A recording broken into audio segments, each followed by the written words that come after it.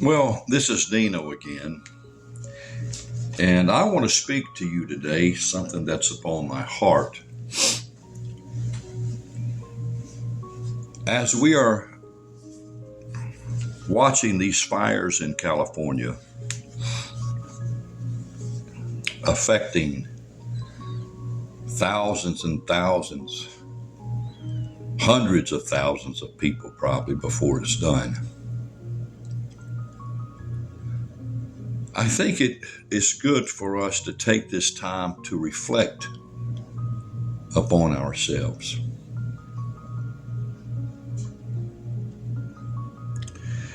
Jesus said to a man one day, after he had gloriously healed him, he said to that man, "Now go and sin no more, lest something worse come upon you." Well, we know from the law's connection to the people of Israel, disobedience of the laws of God had curses attached to those transgressions, and evidently that man was being afflicted by a trouble that came upon him into his life and being because of covenant transgression, because he disobeyed God, because he had sin in his life.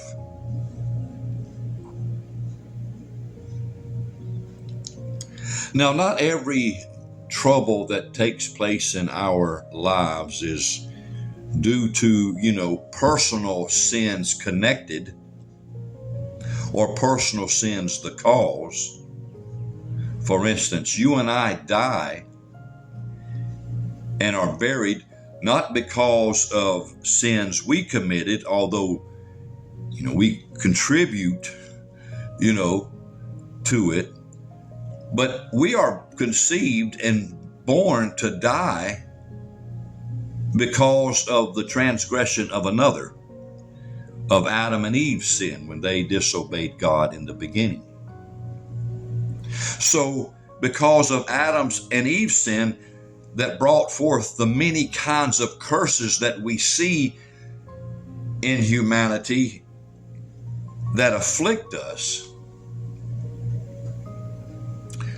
some we give place to by our own disobedience, but death itself, we were born to inherit that curse, and nothing we could do to undo it. But the Lord did say, if you continue habitually in sins, you could end up in severe troubles, and you could end up in the grave earlier than it could have been.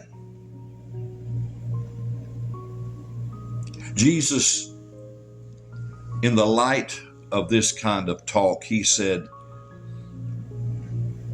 "Children, honor your father and your mother.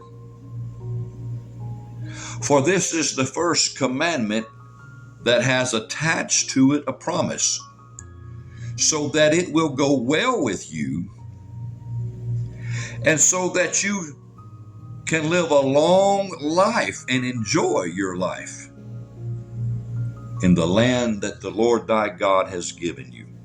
Well, what if you didn't honor your mom and dad, but lived a dishonorable life towards them? Well, you could cut your lifespan short. You have the power. It's in your hands. Oh, that we were all taught that when we were children.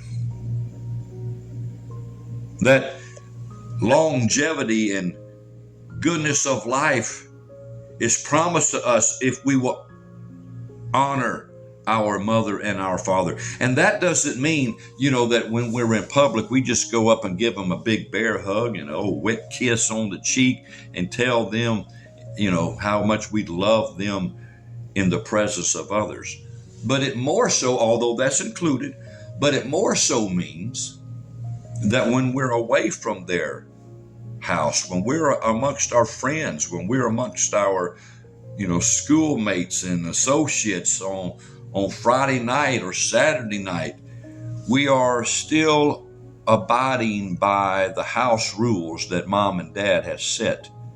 And I'm assure you, good parents don't want their children lying, cussing, having sex, screwing around, smoking weed, doing drugs, having orgies, telling dirty jokes, and those kind of things. Those things dishonor them. Now, of course, unless your parents are, the offspring of the devil. I mean, where anything goes, and, the uglier you are, the better. Well, no, but it's not that way with God. Not everything goes with God. Well, think about it, folks. If our honoring or dishonoring our earthly parents has attached to it promises to bring blessing into our life, or consequences that could bring cursing into our life, how much more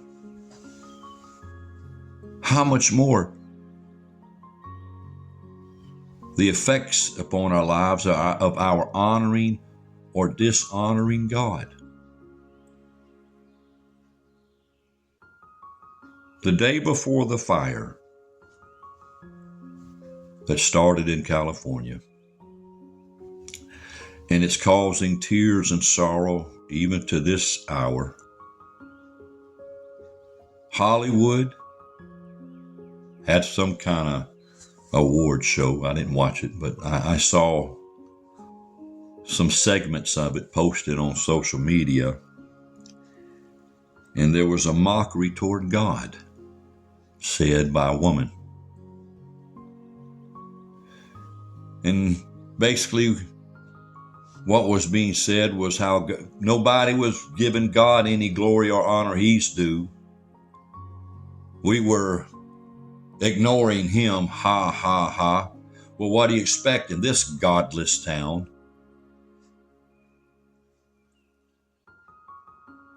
The Bible tells us there is consequences for dishonoring our mother and our earthen fathers.